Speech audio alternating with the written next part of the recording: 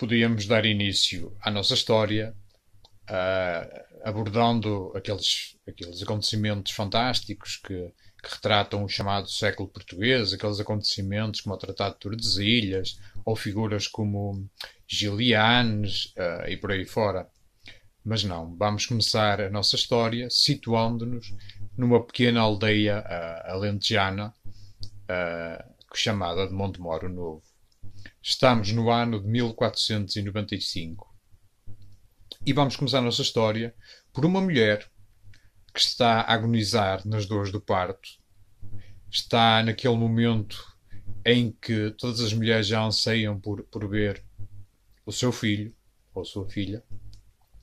Temos essa mulher nesse sofrimento, mas um sofrimento alegre de quem vai ver o filho, e depois do lado de fora temos aquele pai, aquele André que quase gasta o soalho de um lado para o outro, na expectativa de que tudo corra bem, de que possa ver o seu filho, o seu primogênito ou a sua primogênita. E é aí que nos vamos encontrar. Nessa correria, nesse ambiente inquieto do nasce, de como é que será, tudo isso, todos esses sentimentos que envolvem, mas eis que no meio dessa agitação depois faz-se um silêncio. Há um momento de silêncio, mas um silêncio que dura pouco, porque nesse silêncio irrompe a voz, o grito de uma criança que nasce e aquela casa fica em festa, os pais ficam em festa, a Ana ou Teresa fica em festa de ver o fruto das suas dores e daquele momento o seu filho. A André ouve o choro do filho e rejubila porque o seu primogênito acaba de nascer. Os próprios céus entram em festa, os sinos da torre tocam como se anjos os tivessem tocado, porque ninguém de mão humana os fez tocar, e eles tocam sobre a sua casa. Há um grande clarão que se vê. É aqui que nós vamos começar.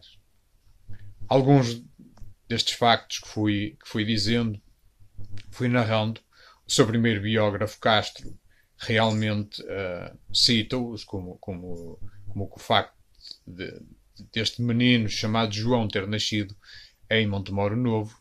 Os outros factos dos sinos que tocam, a luz por cima da casa, são factos que outros biógrafos vão colocar nesta cena de nascimento de João Cidade. Como tínhamos dito no início do curso, veremos não só a história que é, sejamos realistas, a mais plausível, que é sempre a de Castro, é sempre o biógrafo por excelência, mas iremos abordar também as visões dos outros biógrafos, algumas que sabemos que serão mais verosímeis, outras nem tanto, mas andaremos por aqui também, porque toda a história é feita de histórias e a deste homem não podia de ser diferente. Então começamos logo pela data do seu nascimento, 8 de março de 1495. É uma data que nós usamos e consideramos tradicionalmente, porque com exatidão não sabemos o ano, ou melhor, não sabemos o dia em que João nasce. O ano sabemos, 1495. Mas por tradição, alguns biógrafos colocaram sempre o dia 8 de março, então desse ano de 1495, na vila de Montemoro Novo, no Alentejo. Diz-nos o Castro, o seu grande biógrafo, que o seu pai, André Cidade, e a sua mãe, Teresa ou Ana Duarte, não sabemos, isto com referência a vários biógrafos, seriam nem ricos nem pobres. Seriam uma família remediada, à chamada dita família normal. E é isto quase que Castro nos diz. Não nos diz muito do que é que se seguiu ao nascimento, ou como é que João foi criado. Para isso vamos lendo outras fontes que sabemos que serão nem sempre tão fidedignas como Castro o foi. Então, filho de pais medianos, nem ricos nem pobres. O que é que podemos dizer deste João menino? Pois João menino, como como todas as crianças daquela época, terá sido um entre os demais. Terá sido uma criança que brincou, que saltou por campos e vales, que terá subido e descido aquela rua verde onde estava a sua casa, muitas vezes, como todos os outros, terá brincado. Em tudo, seria uma criança completamente normal. O que podemos saber também através de alguns dos seus biógrafos, nomeadamente o padre Magnat, que nos diz que João aprendeu sob os joelhos de sua mãe os primórdios da educação cristã, as primeiras orações, as primeiras devoções.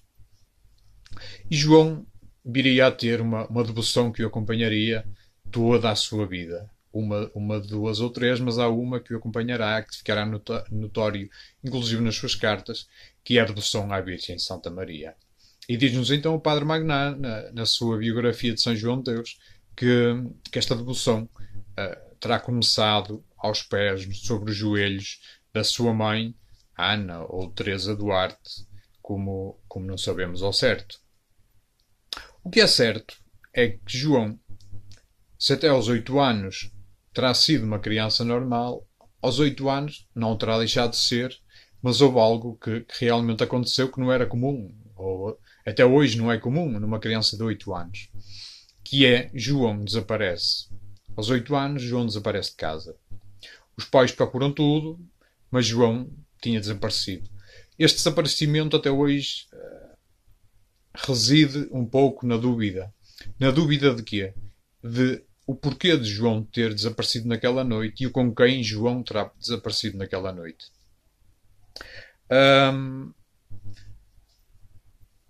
Castro diz-nos que João foi levado dali por um clérigo. Simplesmente isto. João foi levado por um clérigo. O clérigo teria pernoitado na casa dos seus pais, que lhe teriam dado hospitalidade, e João teria ido com ele. João, no dizer de outros biógrafos, inclusive o padre Magnat, ele teria sido levado, mas teria ido por vontade própria. Isto porquê? Porque esse Romeiro, esse homem, essa figura, a quem os pais teriam dado hospitalidade, ele conta-lhe das maravilhas do que se via e do que se vivia em Espanha naquela altura, das construções. E o menino, encantado, terá seguido aquele homem de madrugada, quando este deixou sua casa, rumo a Espanha novamente. Outros biógrafos, e aqui recorro ao irmão Adelino, na sua pequena biografia sobre São João de Deus, coloca-nos uma teoria que seria a de que a família de João seria uma família de cristãos novos, ou seja, cristãos que tinham aderido ao cristianismo há pouco tempo, seriam judeus e que depois, por alguma opção, converter-se-iam ao cristianismo.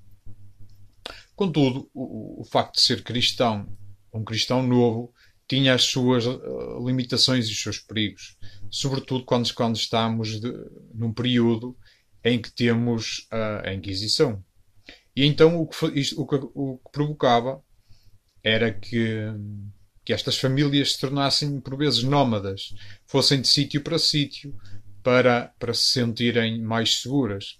E o que teria acontecido teria sido que João então não teria fugido de casa, não teria sido levado, mas teria sido deixado em Oropesa, que será onde o iremos encontrar, pelos próprios pais, para a segurança dele próprio, uma vez que viviam nesta condição de cristãos novos.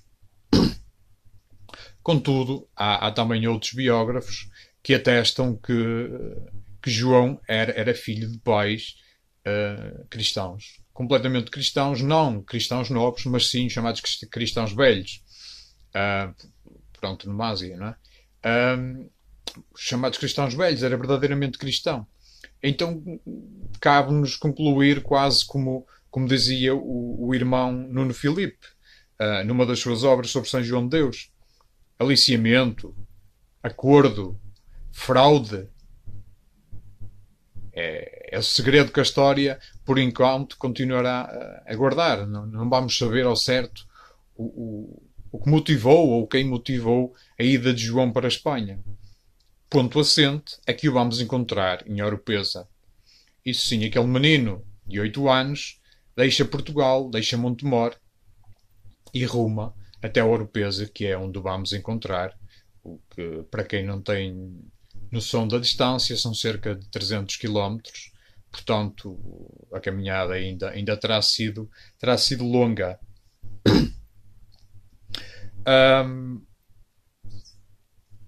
Em Oropesa, vamos encontrar outra figura que será muito importante na vida de João Cidade, que é o Maioral. Castro chama-lhe simplesmente Maioral. Outros autores vão chamá-lo de Francisco Maioral, Francisco Jesus ou Francisco Cide. Para facilitar, e porque Castro é uma autoridade, continuaremos a usar a denominação Maioral para nos referirmos àquele homem. No dizer de José Cruzet, outro biógrafo de São João de Deus, este Maioral seria um homem honrado e um dos homens de confiança do Conde de Oropesa. Era uma espécie de feitor dos seus rebanhos. Ele que coordenava e ordenava ali o bom funcionamento dos seus rebanhos e dos seus pastores. E é este homem, este Maioral, que vai acolher João. Mas mais do que o acolher como um peregrino ou um convidado, vai acolhê-lo como se fosse um próprio filho. Desde que João chega à Oropesa, Francisco Maioral acaba por ser o pai adotivo de João e criou-o com todo o amor, como se fosse dele. Este Francisco Maioral, ele tem uma filha também um pouco mais nova que João, e assim acabaria por ficar com um casal de filhos. Durante os primeiros tempos, diz-nos Castro que João era enviado para os campos para auxílio dos pastores. Levava-lhes o que fosse preciso, ajudava-os em algum serviço. Mas os anos vão passando e diz-nos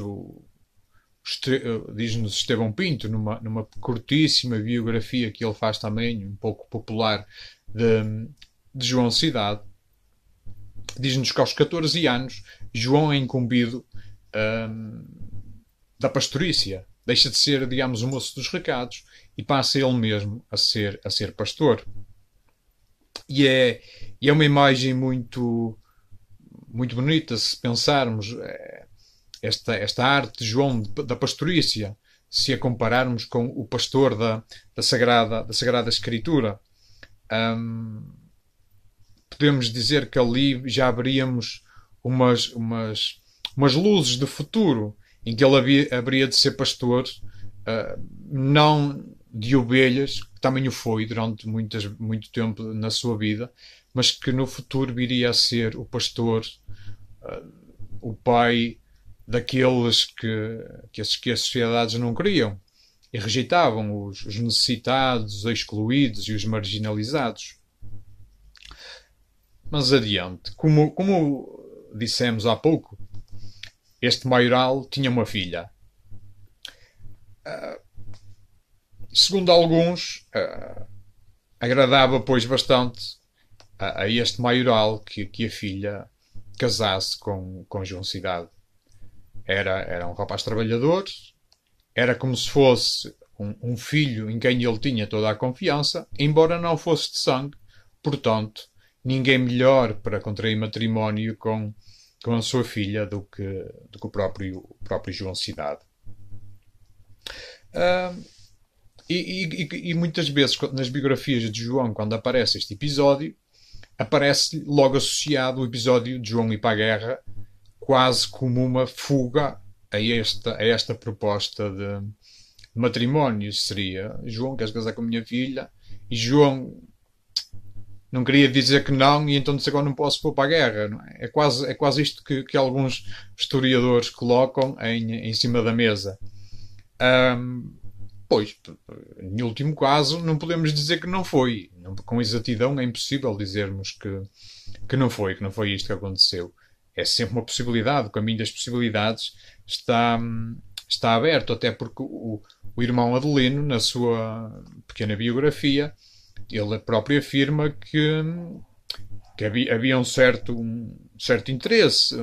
João sentia-se atraído pela jovem e a jovem correspondia. O que se pensarmos era completamente normal.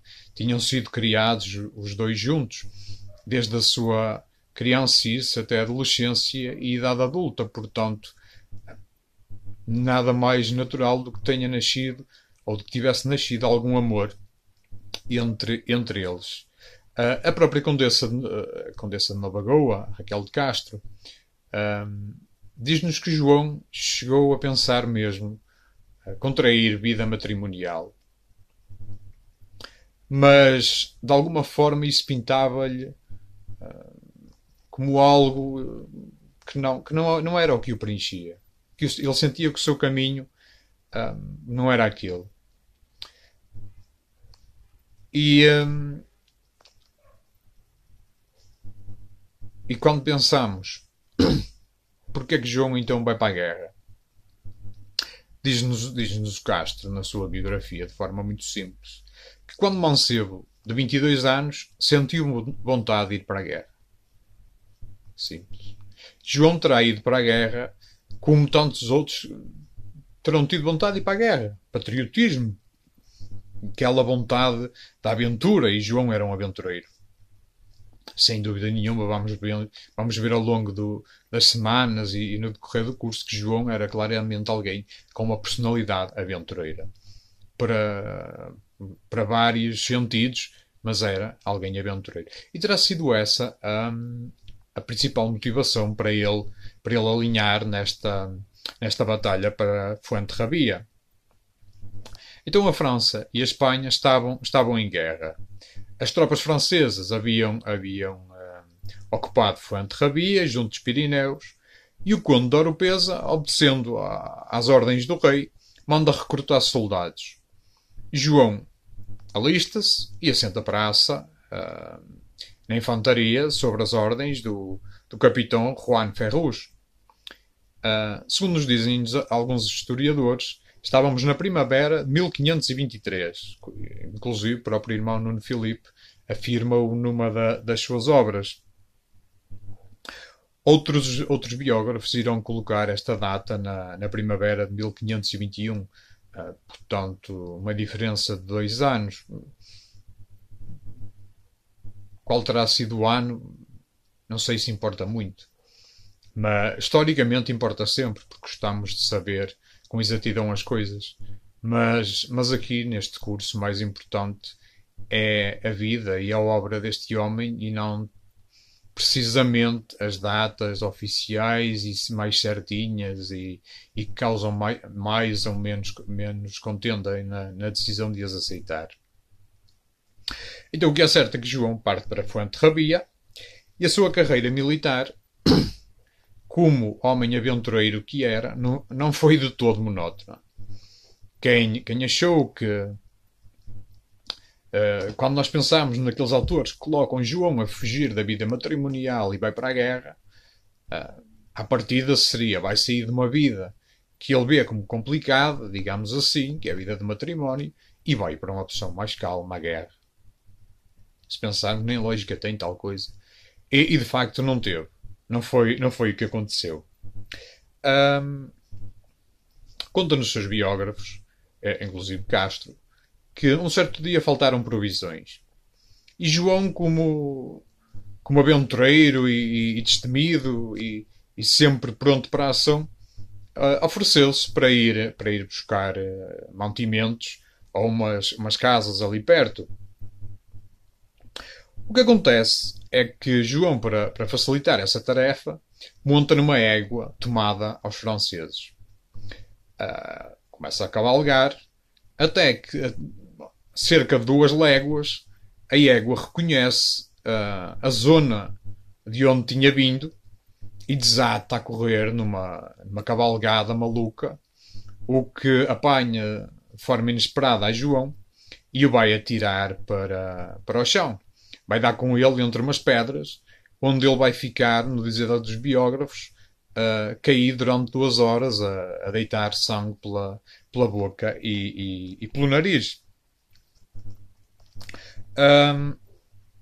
Diz-nos também o Padre Magná que João fica ali assim aquelas 2 horas e o que se passa a seguir Castro já não o conta da mesma maneira. Castro diz-nos que João, ao acordar, fez uma oração à Virgem Maria, tomou um pau e arrastou-se, digamos assim, até junto dos seus companheiros. Outros autores, como o Dom António de Gouveia ou o Padre Magná, contam-nos este episódio de uma forma diferente, que é João vendo-se ali onde ninguém o podia socorrer e em risco iminente de ser capturado pelos inimigos. João lembra-se de fazer o que sempre fazia, recorrer à proteção daquela a quem ele tanto amava e por quem tanta devoção tinha, a Virgem Maria. Então põe-se a rezar e pede-lhe para que ela o auxilie naquela aflição, que o livre daquele perigo iminente. E dizem-nos então esses autores que mal ele acaba de rezar, eis que aparece-lhe uma pastora que o ajuda, que se debruça sobre ele, que lhe cura as feridas e dá-lhe de beber, o que faz com que ele se recomponha. João, naturalmente, ter-lhe-á perguntado quem era, porque o que é que estava ali a fazer uma pastora e sobretudo para o ajudar quando não havia ali ninguém. E ela apenas lhe diz que João, eu sou aquela a quem tu pediste ajuda. Estou aqui para te ajudar. E no momento, e naquele momento desaparece. Como todas as manifestações divinas são sempre muito, muito pessoais e quase sempre não deixam grande tempo para grandes perguntas e explicações. Então João, acabado de ser salvo, prostra-se em terra e dá graças à Virgem Maria. E estando melhor, volta então para o seu aquartelamento, para junto dos amigos. Contudo, depois Castro vem-nos dizer que depois do seu regresso ele ainda está uns dias de recobro. Esteve uns dias ali a ser curado e que fica bem de saúde. Só por aqui vemos que já foi ali um arranque de vida militar não muito monótono, não é? Mas isto ainda podia ficar pior e ficou. Foi o caso. Passado uns dias deste episódio, a João foi-lhe confiada a guarda de uns pertences que foram saqueados aos franceses. Por desleixo dele, João acaba por deixar que os pertences sejam roubados. E o seu capitão, irritado pela incúria daquele soldado, dá-lhe logo como sentença a pena capital, que era a forca. João ia ser enforcado. Os seus colegas, os outros soldados, tentaram junto do capitão demovê-lo, comutar-lhe a pena, mas nada o demoveu. O destino de João seria a forca. E seria de facto a forca. Seria de facto a forca. A mesma estava a ser preparada, João estava condenado, até que por mão divina, por providência divina, passaria naquele momento alguém, uma figura se calhar importante, que era conhecido e amigo do capitão e intervém no caso de João porque acha que de facto é uma pena excessiva para um crime como aquele. Consegue demovê-lo e troca-lhe a pena da forca, do enforcamento. João não perderia a vida, mas teria que ser exilado do exército. Saía do exército naquele momento. E João, vendo o perigo em que se encontrava, é precisamente o que faz logo rapidamente. Deixa o exército e parte para Oropesa. Não é? Que era onde ele estava seguro e onde se calhar nunca devia ter saído. Agora, quando nós pensamos na sua viagem de regresso, podemos fazer isto de forma muito simples. João voltou da guerra, foi ter para a Oropesa e em Oropesa voltou o seu trabalho, o seu munos de pastor. E é verdade, é verdade. Mas outros biógrafos, que não Castro, contam-nos até a sua viagem de regresso como até essa aventureira, com episódios que outros autores não citam. Dizem-nos, por exemplo, Padre Magná e o António de Gouveia, que no regresso a casa, João encontra uma cruz junto a uma árvore. E ali fica durante 2 dias em oração. Quando tem uma espécie de êxtase, perde os sentidos e fica desmaiado. Quando volta a si, encontra 3 pães e um copo d'água. Só que João, humilde como era, acha que aquilo não podia ser para ele. Quem é que lhe iria fazer aquela graça? Quem é que lhe iria deixar aquilo ali? Então o que João faz é ajoelhar-se e começar a rezar o Pai Nosso. Começa a rezar o Pai Nosso e as palavras, o pão nosso de cada dia nos dai hoje. João ouve uma voz que lhe diz para ele comer e beber e recuperar as suas forças para regressar a Oropesa, para fazer bem o seu caminho. E é quase impossível, se nós pensarmos, não fazer a comparação entre este episódio, que poderá ter sido ou não real, mas é impossível não fazermos comparável com o profeta Elias, quando o Senhor lhe ordena que ele coma, porque o caminho ainda é longo. Aqui também o Senhor acaba por ordenar a João que coma, para que se restabeleça e faça bem o seu caminho de regresso a casa. É muito engraçado se pensarmos na vida de São João de Deus e algumas parecenças que vamos encontrar com a vida de outras figuras da Sagrada Escritura. E é também são episódios onde encontramos o carinho, a preocupação do próprio Deus com os seus servos. Não é? Diz-nos Castro que João chega a Oropesa muito contente e o maioral o acolhe como filho, de braços abertos, não quer saber do que é que se passou na guerra. A alegria é de que tem de novo o seu filho em casa, junto de si e sobretudo bem. João então vai ficar 4 anos em Oropesa, quase certeza no seu ofício de pastor, que era agora o mais comum, e é onde passa esses 4 anos, longe das guerras e em calmaria. Mas estando um dia nos seus trabalhos, João ouve falar as manifestações, ali, os movimentos militares que se vinham do lado da Hungria.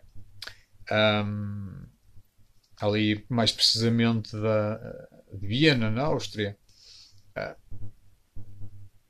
João tinha tido aquela primeira aventura em Fuenterrabia, que não tinha corrido lá muito bem. Não tinha corrido tanto que ele ou saía de lá ou era enforcado. Mas ainda assim aquelas novidades mexeram-lhe com o interior e de novo nasce nele aquele ímpeto de voltar à vida militar, sobretudo para combater os muçulmanos, que os turcos tentavam entrar em Viena. E estaríamos ali à volta de 1532, sensivelmente. Então, esquecendo tudo, ele alista-se e diz-nos a Condessa de Nova Goa que durante este tempo ele esteve sempre ligado ao serviço do Conde de Oropesa e que enquanto durou a guerra a inteligência de João foi aprimorando-se. João começou a ser muito contemplativo, muito atento ao que se fazia, ao que se sentia e a tudo o que via, inclusive até monumentos e tratamentos. Quando a campanha militar termina, o conde regressa e João regressa com ele, acabando os dois por desembarcar na Corunha. Chegados à Corunha, dizem-nos alguns biógrafos que apodera-se de João a vontade de voltar àquela que foi a sua terra natal, a terra que o viu nascer, Montemoro Novo. E então o que acontece é que o conde vai dirigir-se para Oropesa e João vai dirigir-se para Portugal.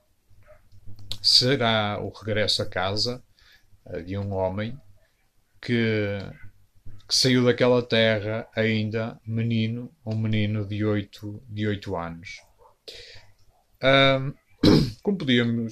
Como já referimos algumas vezes, podíamos nos cingir à biografia de Castro. Seria ótimo. Seria uma boa base de estudo e de trabalho e teríamos muito para averiguar. Podíamos ignorar todos estes episódios que fomos falando, mais sobrenaturais, mais lendários, dirão alguns.